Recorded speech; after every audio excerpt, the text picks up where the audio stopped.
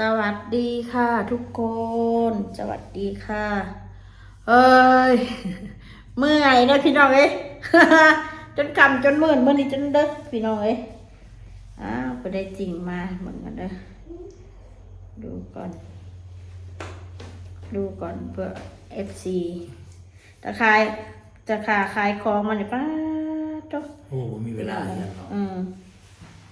ขักปานยังเมื่อยแต่ก็ม่วนแต่ก็มีความสุขก็ให้กว่าเฮาบ่เฮ็ดหยังได้พี่น้องก็ขอบพระคุณ FC ทาง YouTube เฮาเนาะพี่น้องบ่ว่าทาง YouTube บ่ว่าทาง Facebook เนาะที่ให้กำลังใจเนาะพี่น้องนะโอ้ยขอบคุณเพิ่นหลายๆเด้อดีใจจังเลยพี่น้องเอ้ยก็FC ก็อุดหนุนอดน้อยก็ขายดีอดน้อยก็ได้ออเดอร์4-500ไม่น้อยก็ได้พอวันก็ได้กันทุกคนเด้อพี่น้องเด้อ FC เพิ่นก็ซอยมนถ้าเพิ่นส่งเงินมาก็ผู้นั้น200ผู้นี้300นะพี่น้องเนาะเดี๋ยวเบิ่งก่อนมันเป็นยังเนาะบัดนี้เลขพี่น้องซื้อเลขก็โดนสแต็ก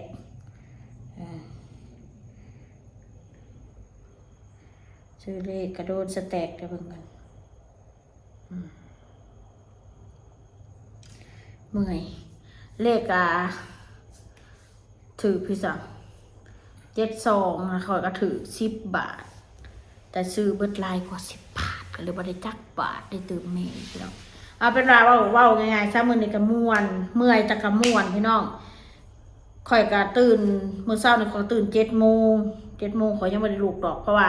ตลาดลาวเฮาหาทางพี่หาประมาณช่วงที่ย่างดีๆเลยค่ะช่วง8 โมงครึ่ง9 โมงนี่พอดีย่างตลาดนะพี่น้อง9 โมง10 โมงก็ยังคลองก็ยังมีอยู่ตลาดนะบ่จำเป็นต้องตื่นแต่เช้าไปลุกตลาดเช้าปานนั้นพี่น้องแต่ข่อยนั่นนอนตี3 ครึ่งเมื่อคืนข่อยก็ตื่นก็ถือว่าข่อยนอนตื่นเช้าพี่น้องข่อยบ่นอนตื่นสวยเด้อตื่นมาข่อยก็อาบน้ำบ่เฮ็ดกระเป๋าเพชรพาไปจ่ายตลาดพี่น้องมื้ออื่นก็สิไปจ่ายตลาดมื้อนี้ก็ของว่าซื้อมาหลายๆก็เบิดก็คือเบิดเกลี้ยงเลยเหลือปลาหมึกน้อยหนึ่งเหลือปลาหมึกน้อยหนึ่งมันก็คือเบิดออเดอร์ก็หลายขกพี่น้องทั้งยำทั้งตำเบิดค่าสัญจรอีกบัดนี้เขาก็ซอย5-6 ขกได้สัญจรน่ะส่วนมากค่ะเขาก็กินตำบักหุ่งแบบว่าคนที่เขาเฮ็ดงานก่อสร้างแหละพวกกุ้งสดมันก็แพงเนาะค่าแรงมันก็สิเบิดเนาะพี่น้องอันเฮาก็ต้องเข้าใจตำบักหุ่งก็ยังว่าโคก50 บาทแบบนี้ถ้าข่อยสิมาขายโคก50 บาทตำบักหุ่งกุ้งสดแบบนี้ก็บ่ได้พี่น้องกุ้งมันแพงโลนึง3-400ข่อยเฮ็ดอันออเดอร์ที่ FC สั่งมาคือเฮ็ด100 ไปเลยถ้าแม่นว่าก็คือลายก็ซ้ำเงิน100 บาทเนาะพี่น้องเนาะแต่ว่าค่าสัญจรที่เข้าไปมาขอขายขกละ50,000มันสิตกอยู่ประมาณ80 บาทเด้อพี่น้องเด้อกับบ่ฮอด100ถ้าออเดอร์ FC มาขอก็เฮ็ดเป็น100ไปเลยแต่ว่าขอก็เฮ็ดสมราคาเนาะพี่น้องเนาะนั่นแหละก็ม่วนพี่น้องม่วนแล้วก็ได้กำลังใจมีกำลังใจจาก FC ที่เบิ่งเฮาขอพระคุณหลายๆพี่น้องส่วนผู้ใดคิดลบก็เรื่องของเขาส่วนผู้ใดสิว่าโอ้ยบักเปบักตาบเขาออเดอร์ส่งให้มึงกินให้มึงตายไวๆให้มึงตุยไวๆว่าซั่นแม่นเขาบ่ได้เฮ็ดของขายเขาก็บ่ได้หิวดอกพี่น้องเขาก็ได้กินอยู่เพียงแต่ว่าเฮาใส่เงินในกระเป๋าเฮานี่ไปซื้อเขากินแบบนี้นะอันนี้ค่ะมันดีตรงว่าเฮานะเฮาเฮ็ดแล้วเฮาขายแล้วกำไรเฮาซื้อเอากำไรกินซื้อกำไรกินลงท้องลงไส้นะที่ว่าวิลีเขาบ่ค่อยได้กินเด้อล่ะเนาะเขาก็ได้กินแต่เมื่อวานเนี่ยมื้อนี้ก็ยังหยิบมันจะไปแกะคือเขาบ่ค่อยได้กินเด้อล่ะพี่น้องบ้านใดบ่ค่อยได้กินคือเห็นสเต็กอยู่ทุกมื้อบ่ก็หมายว่ากันแบบว่า FC คือเพิ่นว่าค่อยว่าให้กินจนว่าตุ้ยว่ายังก็ได้กินก็มีแต่ได้กินเต็มที่กับเมื่อวานนี่ที่ใหญ่อยู่เมืองนอกมันซื้อให้กินนั่นแหละแต่ธรรมดาเขาก็บ่ได้ไปรบกวนของน้องมนต์ก็ดอกกระแย่กันแล้วว่าทำให้กินเขาก็บ่กินพี่น้องเอ้ยบ่แม่นว่าเขาสิอยากไปว่ามี FC ส่งออเดอร์มาแล้วสิไปหาแย่งกินน้ำหมู่คนอื่น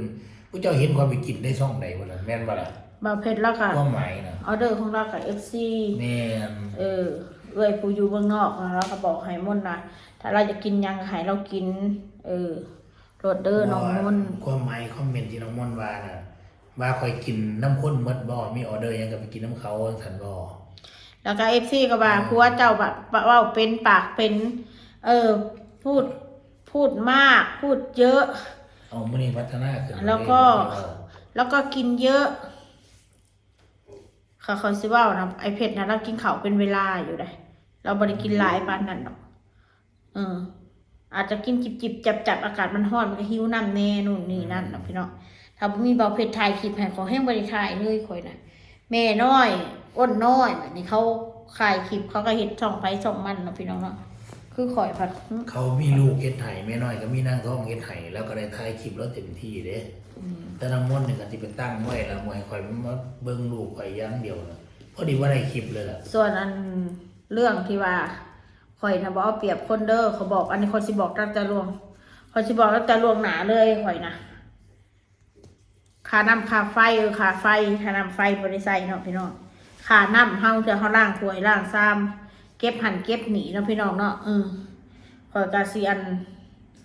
เวลาได้เงินมาก็ให้ขายจัก10 มื้อก่อนประมาณสัก10 มื้อแบบนี้นะแล้วเขาก็จะมีให้ค่าน้ำไม่น้อยแล้ว100 200เขาว่าไปเพราะว่าค่าน้ำนะค่าไฟแหละพอน้ำเขาใส่ไฟแหละพอเขาใส่น้ำบาดาลเขาก็จะได้ให้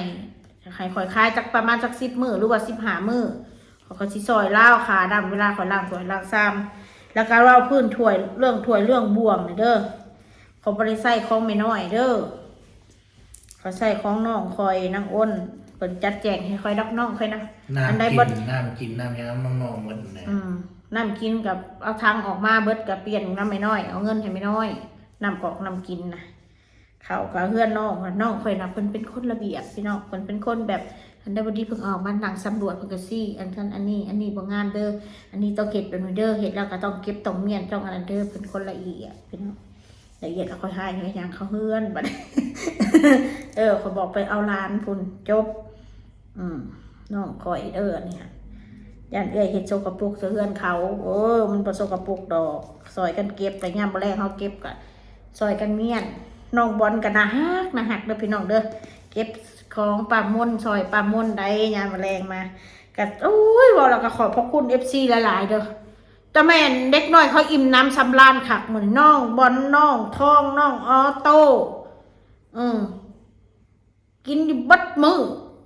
ออโต้ก็จนเกือกกินลูกชิ้น10 ไม้ เผ็ดออเดอร์10 ไม้แม่มันแม่งครับน้องบอลเนี่ยบ่ย่ำมาแรงกับมาอัดกันใส่ย่างกับบุ้งอีกเกือกกินนอนเมฟเลยนะพี่น้องเมฟเสนกองหินแล้วก็กินขาชิ้นกระเดวโอ้ยแบบมีความสุขแรงเด็กน้อยมีผีมันเลยมีผีมันเลยล่ะแบบมันกระหน่าหักของเขาเนาะเด็กน้อยเนาะชุดยอดเลยออโต้นะกันนะหักกินแต่ขนมเงินแม่มันบ่เหลือย้อนว่าของมันก็กำไรหน่อยเนาะนางอ้วนน้อยนะมันสมมุติมันเข็ดจามเอ็นมาเนี่ยมันเห็ดมันก็ได้กำไรอยู่เท่าไหร่บ่เกิน100 บาทลูกมันให้กินขนม2 เถื่อก็เบิดแล้วพี่น้องเอ้ยจักสิเฮ็ดแนวใดมันก็ได้ลูกผัดยากบ่อยากพาบ่ให้กินมันพันแอบออโต้นะน้องบนยังว่าใหญ่แล้วกูจะควมแล้วบางเถื่อข่อยเดือต้นก็ซื้อให้ร้านพี่น้องผู้ละทงข่อยก็บ่ได้เลือกคือกันเท่าไหร่ถ้าว่าหน้าออกมากับขนมอันนี้ขนมไปกินยังดอกอันนี้กินขนมไม่เท่าน้อยน้องเมฆออกมาขอซื้อให้น้องเมฆแบบนี้ขอบริเรือยังดอกพี่น้องกันได้กินกำไรว่าสั่นจ้ะได้กินกำไรก็โอเคอยู่เขาบริใส่เงินบาทเก่ามันยังว่า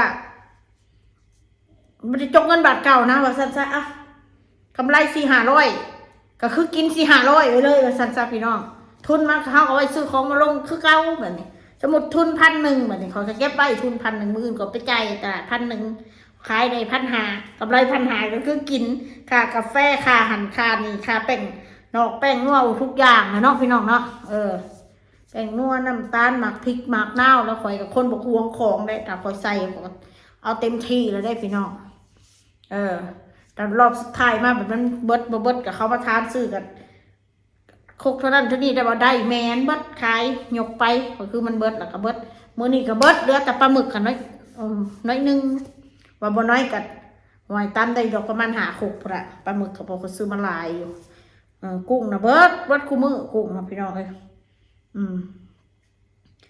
มีอย่างไรดอกมีแต่ขอบคุณทุกคนเนอะพี่น้องขอบคุณหลายๆสำหรับคลิปนี้ก็พ่อใหญ่พงเนาะว่าเราก็ดีใจน้ำลาวเด้อมีเอื้อยFCเราอุดหนุนมนซื้อซอยพ่อใหญ่พงขอบคุณหลายๆดีต้นลาวพี่น้องแซ่บหลายคักหลายเพิ่นว่าได้เพิ่นก็เป็นเสือนอนกินบัด ทั้งกาเบนทั้งยาสูบทั้งกาแฟพ่อใหญ่พงโอ้ยข่อยก็ดีใจน้ำลาวเด้อพี่น้องเด้อดีใจน้ำลาวลาวเราบอกค่อยแล้วไม่ได้กินแล้วแบบนี้นะค่อยเนี่ยไม่เคยได้กินแล้วกุ้งหอยแบบนี้บดว่าไรบ่เคยได้กินดอกลาวนะที่ต้นลาวเลยพี่น้องขอพระคุณหลายๆขอพระคุณออเดอร์ ที่ให้พ่อใหญ่พงเนาะพี่น้องเนาะพ่อใหญ่วันตั้งใส่กรอกในทำจังแน่แม่น้อยก็ถึงเพราะว่าอันออเดอร์เจ้าแม่น้อย200นะเจ้ายิบเอาอันนั้นอันนี้อันนั้นเด้อเรากินกาแฟเราสูบยาเรากินไข่กินอันนั้นอันนี้ก็ให้เราในจำนวนเงิน200ของแม่น้อยของพ่อวันกะใส่กรอกพี่น้องเนาะโอเคสำหรับคลิปนี้ก็ขอบคุณหลายๆค่ะสิไปอาบน้ำนอนพักผ่อนมือสิตื่นแต่เช้านะพี่น้องสวัสดีค่ะไว้พบกันใหม่สิหน้าบ๊ายบาย